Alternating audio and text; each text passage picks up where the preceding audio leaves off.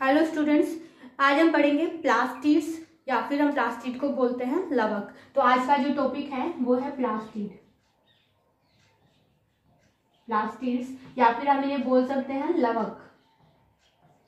Plastid या जो लवक है ये प्लांट सेल्स के अंदर पाए जाते हैं, ठीक है। तो ये प्लांट सेल्स के अंदर पाए जाने वाले दूसरे बड़े कोशिकांग है। यहाँ पर हम दूसरा इसलिए बोल रहे हैं क्योंकि पहला बड़ा कोशिकांग होता है वो केंद्रक होता है, ठीक है। तो न्यूक्लियस यहाँ पर पहला बड़ा कोशिकांग हो गया और जो प्लास्टिड होते हैं वह दूसरा बड़ा कोशिकांग होते हैं।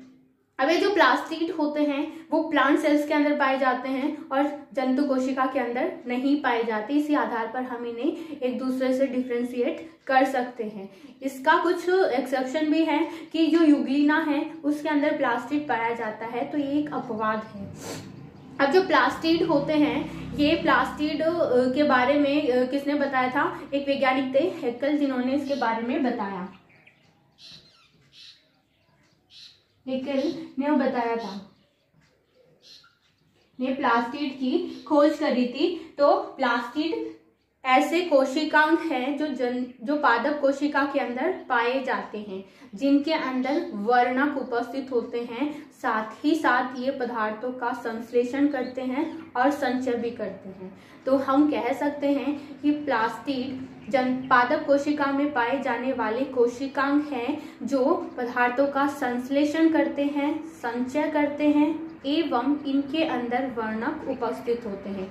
अब ये जो प्लास्टिड होते हैं इनका निर्माण प्रोप्लास्टिड से होता है। जो पहले निर्मित होते हैं उनसे इनका निर्माण होता है। तो प्लास्टिड का निर्माण प्रोप्लास्टिड से होता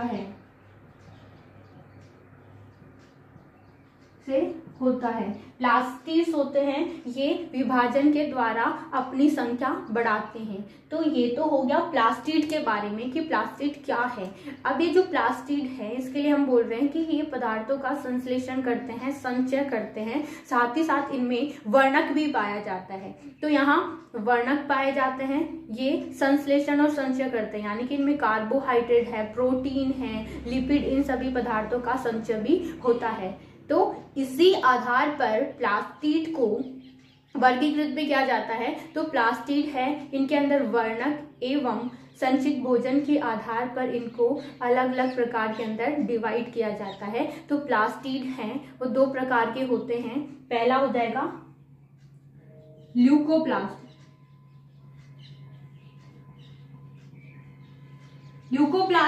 यहाँ पर ये जो ल्यूकोप्लास्ट है ये ऐसे प्लास्टिड होते हैं जिनके अंदर पदार्थों का संचय होता है।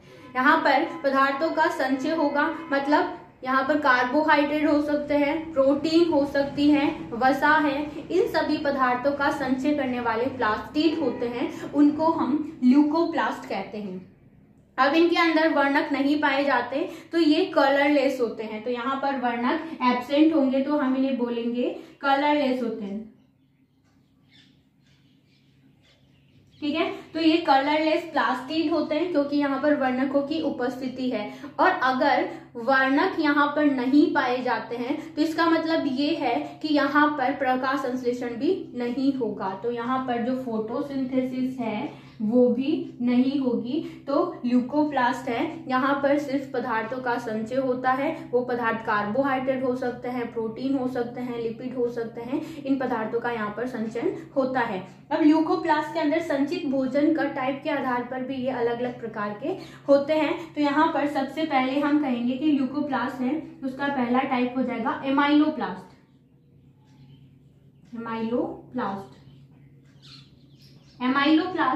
एमाइलोप्लास्ट है ये ऐसे प्लास्टिड होंगे जो स्टार्च का संचय करते हैं। तो यहाँ पर जो संचित भोजन होगा या संचित पदार्थ है वो क्या होगा? स्टार्च होगा। स्टार्च का ये संचय करते हैं। ऐसे प्लास्टिड को हम कहते हैं एमाइलोप्लास्ट। एमाइलोप्लास्ट है जैसे कि हमें पता है कि जो आलू होता है, आलू एक ट्यूबर है तो उसके अंदर स्टार्च संचित रहता है, तो आलू के अंदर भी एमाइलोप्लास्ट पाए जाते हैं। ऐसे ही भ्रूणपोष है उसके अंदर भी एमाइलोप्लास्ट पाए जाते हैं। तो ये एमाइलोप्लास्ट हैं वो ऐसे प्लास्टिड होंगे जिनके अंदर स्टार्च का संचय होता है। ठीक है। इसके बाद में दूसरा हो जाएगा एलियोप्लास्ट।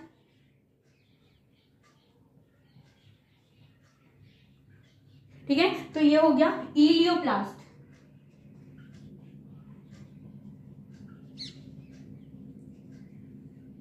इलियोप्लास्ट ऐसे प्लास्टिड होंगे जिनके अंदर जो संचित भोजन होगा वो लिपिड होगा। तो यहाँ पर जो संचित पदार्थ है वो लिपिड है, लिपिड का ये संचय करते हैं। तो लिपिड है, तो मोनोकोट और डाइकोट जो सीड होते हैं उनके अंदर भी लिपिड पाए जाते हैं थोड़ी मात्रा में, तो इसके अंदर इलियोप्लास्ट पाए जाते हैं। ठीक है, इसके बाद में तीसरा आ जाएगा प्रोटीनोप्लास्ट।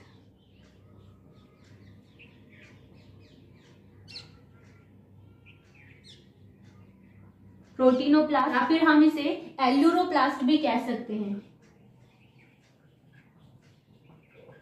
ठीक है, तो प्रोटीनोप्लास्ट या एल्यूरोप्लास्ट, प्रोटीनोप्लास्ट या एल्यूरोप्लास्ट ऐसे प्लास्टिड हैं जिनके अंदर संचित भोजन है वो प्रोटीन होता है। तो यहाँ पर संचित भोजन है वो होगा प्रोटीन।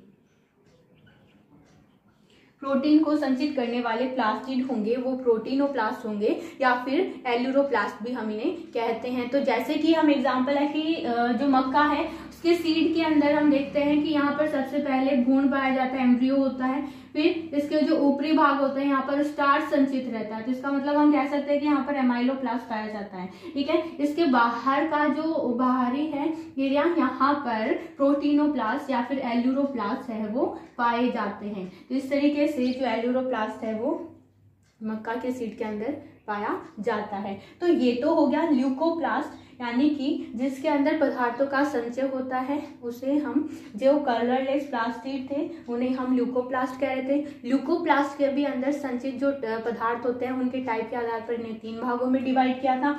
अब इसके बाद में दूसरा होता है क्रोमोप्लास्ट।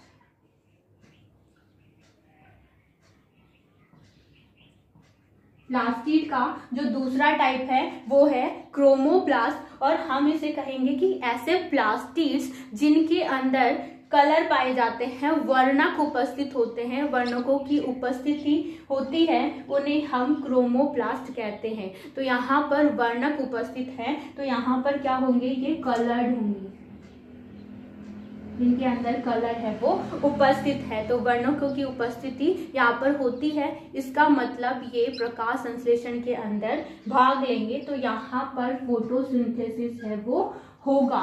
तो क्रोमोप्लास्ट हैं वो ऐसे प्लास्टिड हैं जिनके अंदर वर्णक पाए जाते हैं, वर्णकों की उपस्थिति के कारण यहाँ पर फोटोसिंथेसिस होता है, प्रकाश संश्लेषण होता है।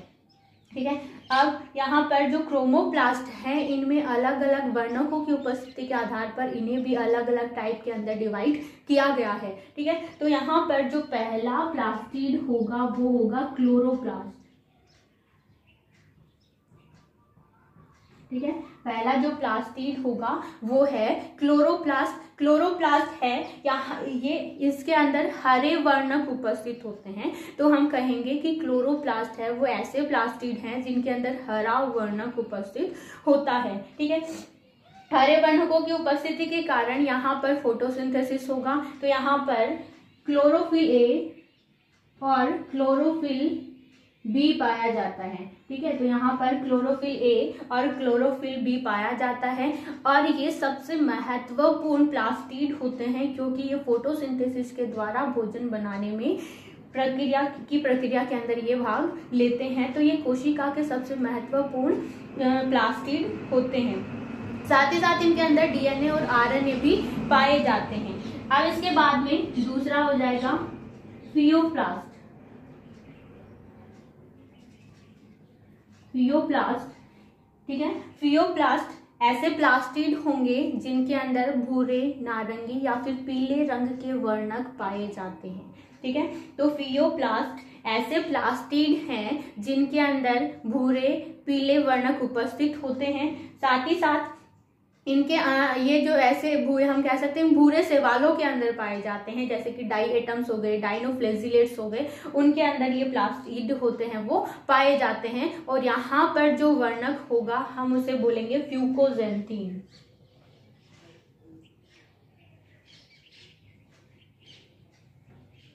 फ्यूकोजेंथिन है वो वर्णक यहाँ पर पाया जाता है। इसके बाद में जो तीसरा प्लास्टिड है वो है रोडोप्लास्ट।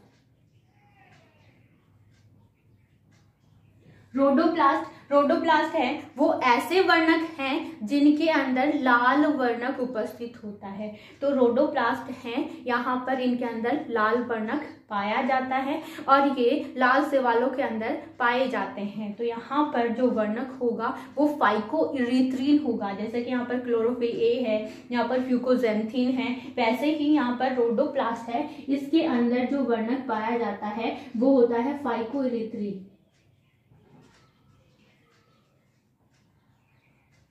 फाइकोइरिथ्रिन नामक वर्णक होता है जो लाल वर्णक के लिए रेस्पॉन्सिबल होता है। तो रोडोप्लास्ट है, इनके अंदर लाल वर्णक पाए जाते हैं। तो इस तरीके से प्लास्टिड या फिर लवक है वो पदार्थों का संश्लेषण करते हैं, संचयन करते हैं और साथ ही साथ ये क्या करते हैं, इनके अंदर वर्णक भी उपस्थित होते हैं।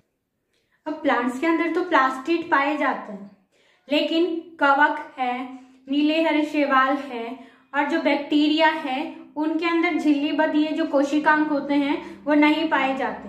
तो यहाँ पर इनके स्थान पर जो वर्णक है वो सकेंद्रीय वल्यों के अंदर उपस्थित होते हैं या फिर ये पटलिकाओं के अंदर व्यवस्थित होते हैं। तो जो कवक है, शैवाल, नीले हरे शैवाल हैं, बैक्टीरिया है, इनके अंदर विशेष प्रकार की संरचनाएं देखी जाती हैं जिन्हें हम क्रोमेटोफोर्स कहते हैं। तो यहाँ पर क्रोमेटोफोर्स एक विशेष प्रकार की संरचनाएं होंगी।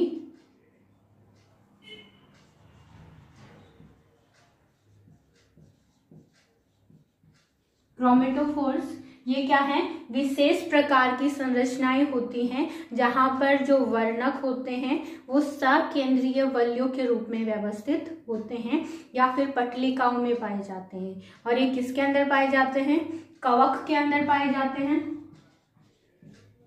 नीले हरे शैवाल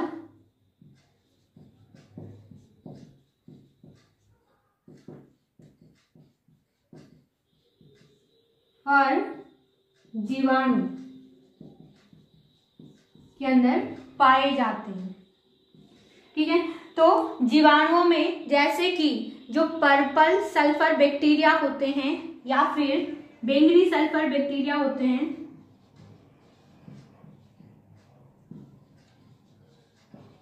सल्फर बैक्टीरिया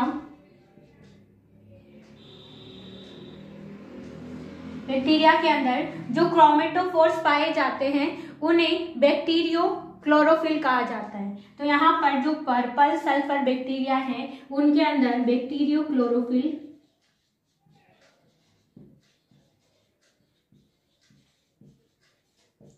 नामक क्रोमेटोफोर्स हैं वो पाए जाते हैं। उसी प्रकार जो ग्रीन सल्फर बैक्टीरिया होते हैं उनके अंदर बैक्टीरियो विरिडिन पाया जाता है। तो ग्रीन सल्फर बैक्टीरिया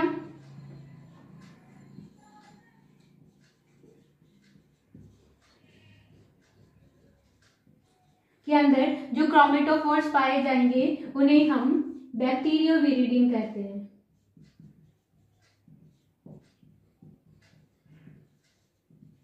विरिडिन कहा जाता है। तो पर्पल सल्फर बैक्टीरिया है उनके अंदर बैक्टीरियो क्लोरोफिल पाया जाता है, जबकि ग्रीन सल्फर बैक्टीरिया के अंदर बैक्टीरियो विरिडिन है वो पाए जाते हैं। तो ये है क्रोमेटोफोर्स। इसके अलावा जो नीले हरे शैवाल्स होते हैं उनके अंदर भी क्रोमेटोफोर्स पाए जाते हैं। तो नीले हरे शैवाल्स के अंदर जो इनका जो कलर होता है, नीला हरा कलर, वो क्रोमेटोफोर्स की वजह से होता है। तो वहां पर भी दो प्रकार के क्रोमेटोफोर्स पाए जाते हैं। नीले हरे शैवाल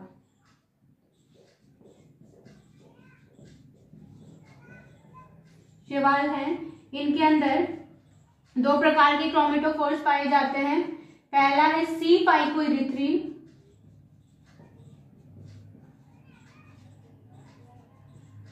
और दूसरा सी फाइकोसाइनिन।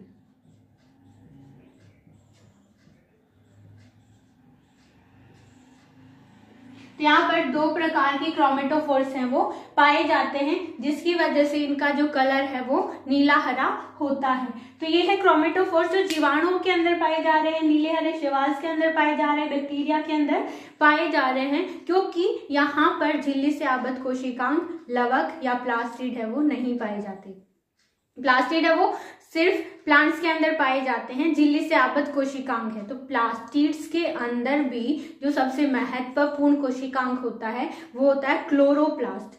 क्लोरोप्लास्ट ये हरे वर्णक वाले कोशिकांग होते हैं और यहाँ पर इनका जो मुख्य कार्य होता है ये करते हैं फोटोसिंथेसिस या प्रकाश संश्लेषण। प्लांट्स के अंदर प्रकाश संश्लेषण करने का ये कार्य करते हैं, जो प्रकाशिक ऊर्जा को रासायनिक ऊर्जा के अंदर कन्वर्ट करते हैं, जिसके द्वारा प्लांट्स के अंदर भोजन बनाया जाता है।